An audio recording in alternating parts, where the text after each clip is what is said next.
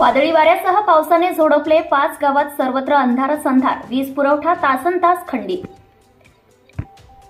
जिल्ह्यातील हलगरा तालुका निलंगा परिसरातील गावांना मंगळवारी सायंकाळी 5 वाजण्याच्या सुमारास वादळी वाऱ्यासह अवकाळी पावसाने झोडपून काढले आहे।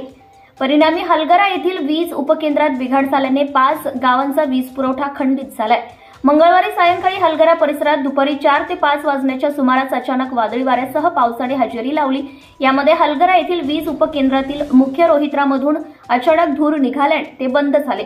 यामुळे या केंद्रातून परिसरातील गावांना होणारा वीज पुरवठा बंद झाला आहे।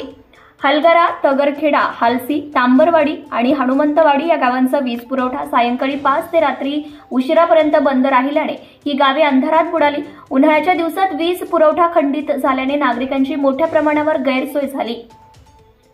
हलगरा परिसरात या गावांचा पाणी पुरवठाही बंद झालाय।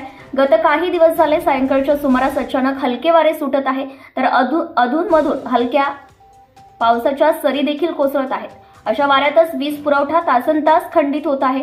मंगळवारी सायंकाळी खंडित झालेला वीज पुरवठा रात्री उशिरापर्यंत सुरू झाला नव्हता। वीज पुरवठा सुरळीत करण्यासाठी प्रयत्न दरम्यान नागरिकांनी औराद येथील सहाय्यक अभियंता यांच्याशी संपर्क साधला, मात्र त्यांनी कोणाचाही फोन उचलला नाही असे नागरिकांनी सांगितले आहे।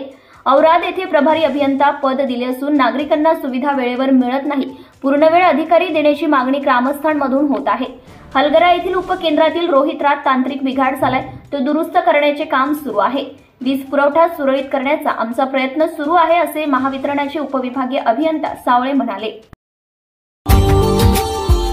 Subscribe now and press the bell icon. Never miss an update.